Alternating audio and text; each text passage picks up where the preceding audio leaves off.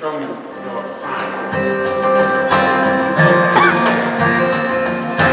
The Bible says it's a good thing to give thanks to the Lord. Amen?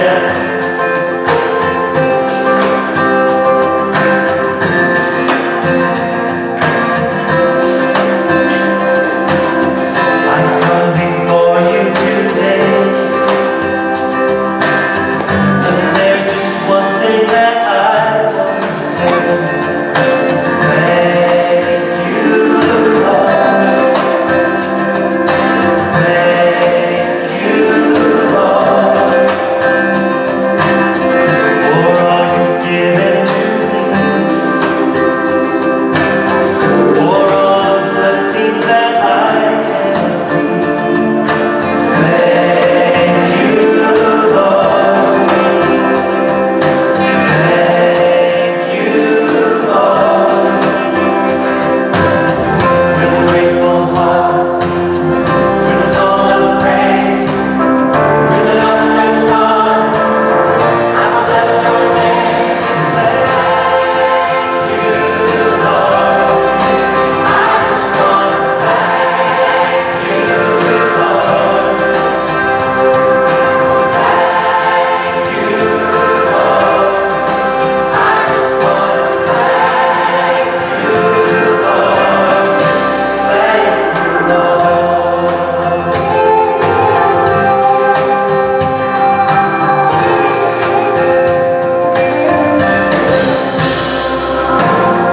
For all you've done in my life, you took my darkness and gave me light.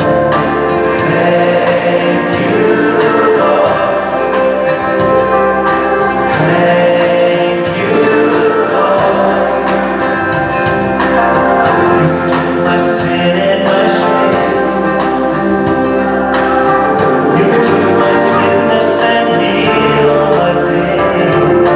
Thank you, Lord.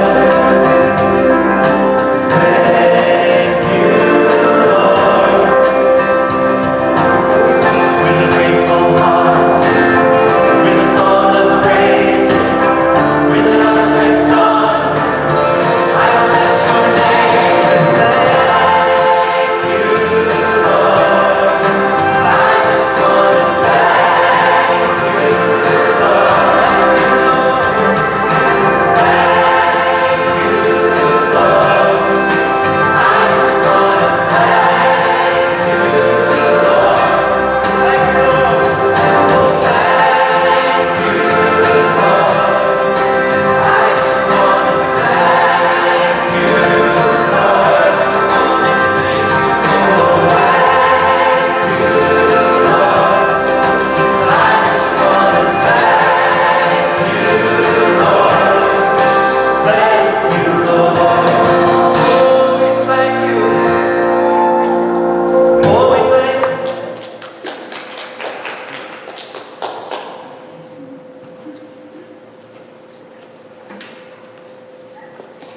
Trevon, thank you so much. That's the first time he's done it, so now we'll say this was the real one, the first one was practice. No, I'm just teasing. Trevon, you did a great job. Thank you so much.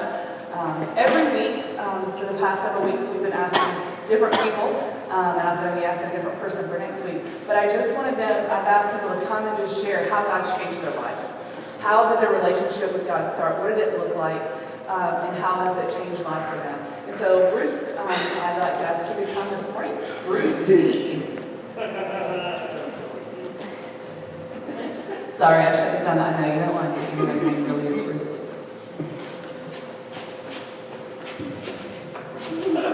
Yes, that's me, just like what he said, I'm Bruce Lee. All right. No, none of that. My name really is Bruce Lee. Hold on one second. Get my notes out here. I was born in Pittsburgh, Pennsylvania. Born and raised there. Grew up there, and just my life itself I was very worldly. Just my life I lived blind to the spiritual things. I attended a Lutheran church. I attended a Catholic church, I went to a charismatic church, but they were all the same to me. I was all over the place. I was not following him. Very mischievous. So I grew up, just like some of you maybe did, just living in the world, just not really knowing what truth is. I was never changed. God never changed me or anything. And then I moved one day to Jacksonville, Florida, and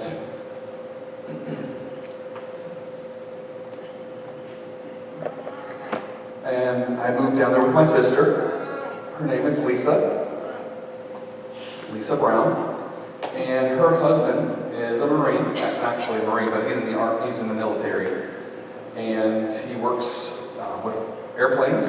And so I stayed, and they let me stay there for a while, and I got a letter from a pastor. His name was Steve. Let me get his spelling of his last name. Houghton, Steve Houghton.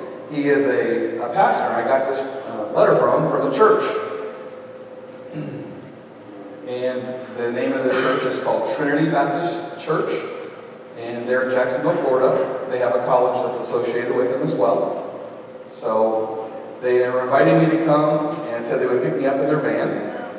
They like a van route, kind of like we've got people that pick people up. So Sunday morning, my sister woke me up. She's like, "It's time to get up." So I got my clothes on. I just wore whatever I had. I did not look sharp. I was kind of like in the rap scene. I was kind of wearing my clothes like that. So my pants were saggy, and I was very, very arrogant. And so I ended up going. They picked me up. And I met a few people, did not know who they were, but there's a group, Christine and Carlos Gonzalez, met them there.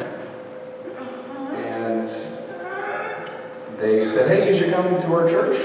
They had all these babies. So I'm in the van. It was in their small SUV. They picked me up. I'm expecting a van, expecting a van. They didn't have any air conditioning in the van, and had all these babies in there. I was like, okay, that's fine. Just not what I expected.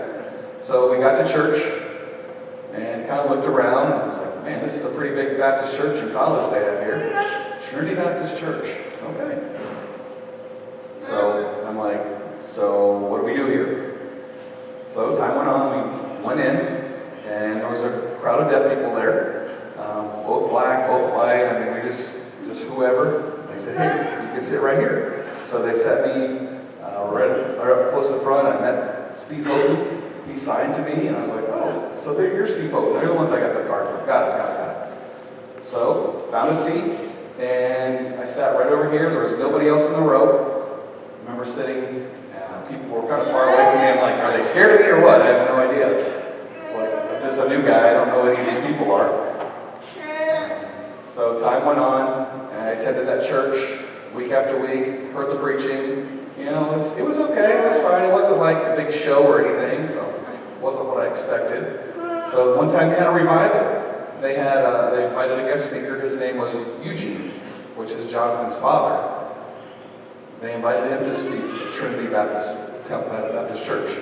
So they were like, "Hey, you need to meet him." So I went and bought some nice clothes, some nice shirts. I had a polo shirt, try to look nice a little bit, try not to sag the pants, nothing really elaborate, just wanted to look nice. So I sat there and watched, and this guy starts preaching. His name is Eugene, and he signed very well, very clear. I thought he was deaf. That's what I had in my mind. I'm like, he's so easy to understand. So I'm watching him preach. This is the first, second, third day of revival, and he says, "We need to be serious. There's a subject of hell," and I always hated hearing about hell. I had heard of it. It just scared me. Definitely didn't want to go there. I knew that. I knew I wanted to go to heaven. And I had a friend, those people that I told you about, Christine and Carlos, a husband and wife couple, they witnessed to me, and I got saved during that revival. And after that, I started getting involved in different areas of the ministry. I started discipleship with the pastor. He would take me places. He'd show me. It's like, you got to get rid of those earrings. You got to get rid of the sag. You got to start looking a little bit nicer. You're going to get involved. And so all that was part of it. And I went to Harvest Deaf Bible College, moved to Georgia, and started growing and learning, and graduated from there. got involved in ministry, serving the Lord, working with youth and things like that. And just God has blessed my life, and He has just opened the doors and has led me to be here in Illinois to help out with Jonathan and Robert, and just to do whatever I can do. I look up to Jonathan. I remember when he was a teenager, we were both pretty young. He's a pretty funny guy. We did stuff together, and so anyways, I just wanted to say thank you.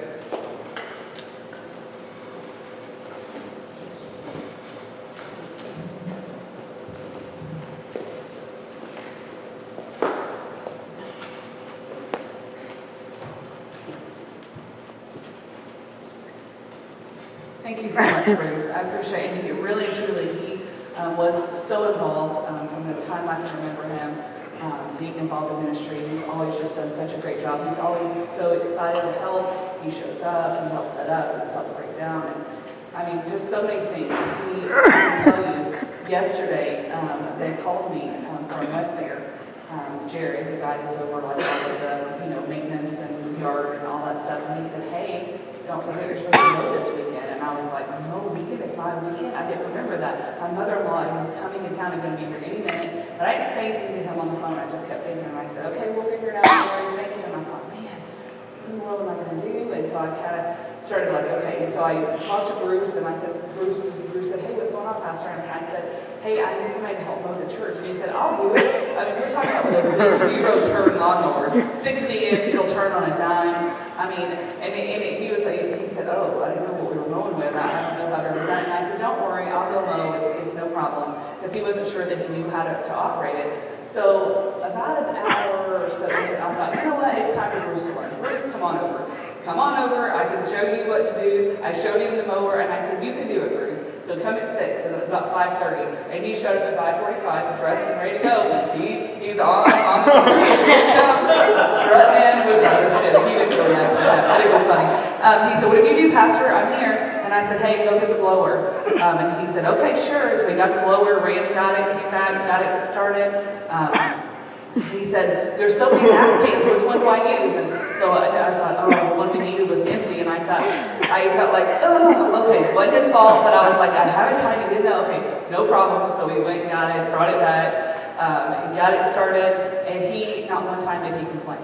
He just did this as I'm mowing, watching, making sure he's good with the blower. And then I said, okay, Bruce, come on, it's time to learn. And I got him on the back strips where I got the edges all, done. And so back in the backfield, I thought, okay, it's just back and forth, he's got this. And he said, I'm ready. What do you want me to do? And I said, are you nervous? He said, oh yeah, I'm super nervous. I'm not scared to death, to be honest with you. I don't know what to do with this thing. And I said, it's all right. This is how it works. You're going to be fine. And so we switched out, and he's like trying to figure it out. He said, oh, this thing's powerful. I mean, the blades are going. And so I showed him how to, pull the brake and know what to do. And he said, okay, all right, I got it.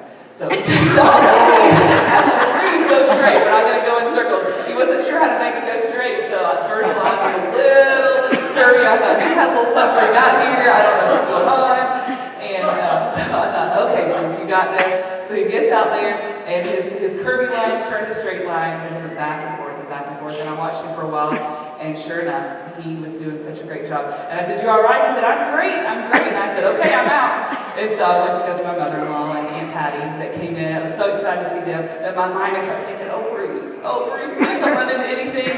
Don't flip it. Don't have an accident. And so he sent me a glide, and I watched the glide. He said, everything's finished. Everything's good. He showed me did a video of what he had mowed, and I thought, whew. But Bruce, thank you. Because really, honestly, that man is willing to do anything that we ask him to do. Robert, why don't you come on and preach this time?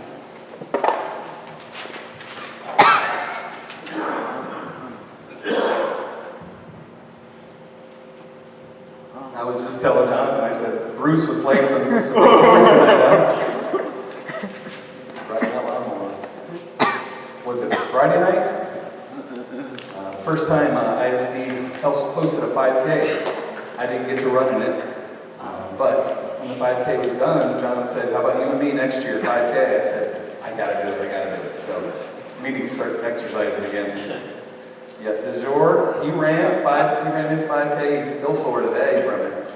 He did a good time, he had a really good time, and did a good job.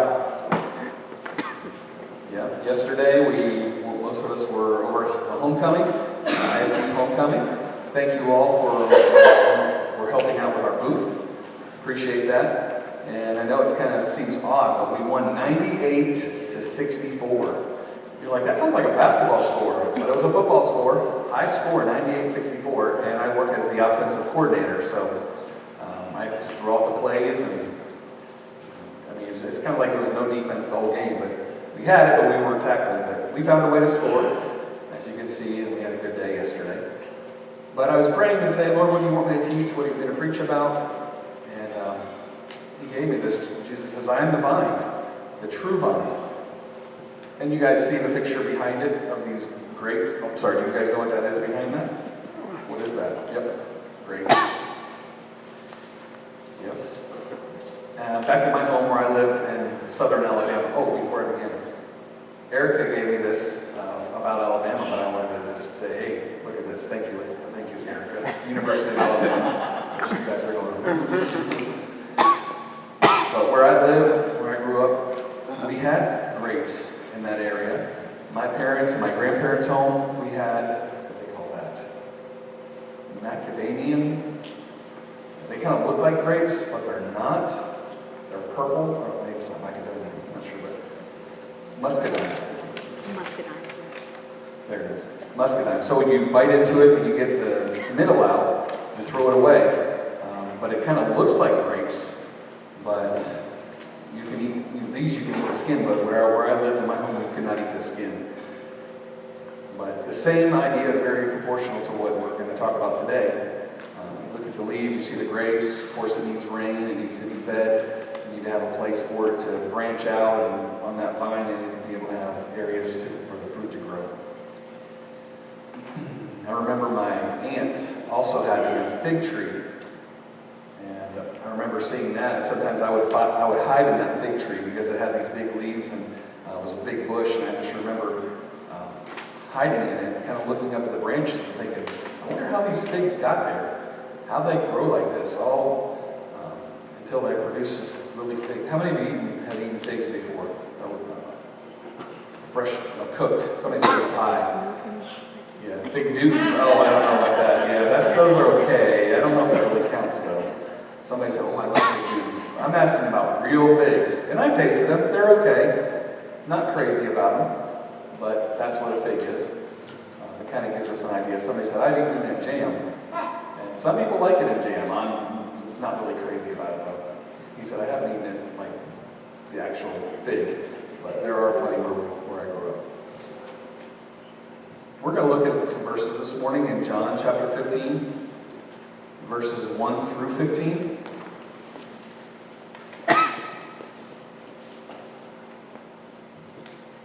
Jesus says, I am the true vine, and my Father is the vine dresser. It's kind of like the farmer, the person who takes care of it all. Let's pray. Father in heaven, Lord, we thank you for the word that you've given us this morning, that you've shown me so that I can show them. Help us to find some points here that we can apply to our lives. Thank you, the ones that are here this morning. Give the voice interpreter, give us wisdom. Give me wisdom, and pray that everything will go smoothly. For the message in Jesus' name, amen. As I look at that, I look at chapter 14 before I get to 15. Jesus says, I'm the true vine. And then here in chapter 15, Jesus is the vine and the Father is the vine dresser. When I look back at chapter 14, Jesus says, I am the way, the truth, and the life. No man or no person can come to the Father except by me. And the situation was happening as Jesus was in the upper room after Judas had left and betrayed Jesus. You guys know that story. So the disciples were up there in the upper room, and this is the situation that's happened. This is what's going on here. Jesus knew that his time had come. He was going to be arrested, he was going to be beat, and he's going to be placed on the cross. And Jesus comes up with this message here to them. There are 11 disciples here, and he's preparing them to get ready to spread the gospel. Jesus is saying to them, I am the true vine, my Father is the vine dresser. Why would Jesus use this example? Well, think about Israel, where they're at. Plenty of olive trees, grapevines, orchards, and it kind of, this is what they understood. And Jesus tells them this, here here in verse 2, it says, "Every branch in me that does not bear fruit, he takes away. And every branch that bears fruit, he prunes, that it may bear more fruit."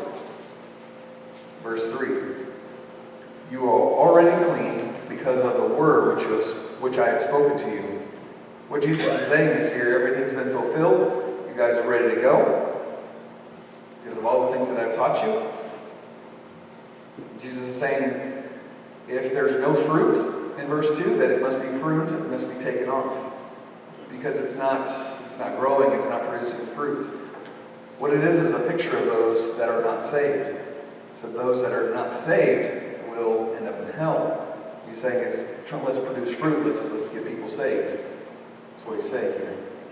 Where I was telling you, where I grew up, I do not like tomatoes, but where I grew up, like Susan likes them, they're kind of like her favorite, but my dad would water them and we'd watch them grow, and there was this one tomato plant that grew, but no fruit was produced.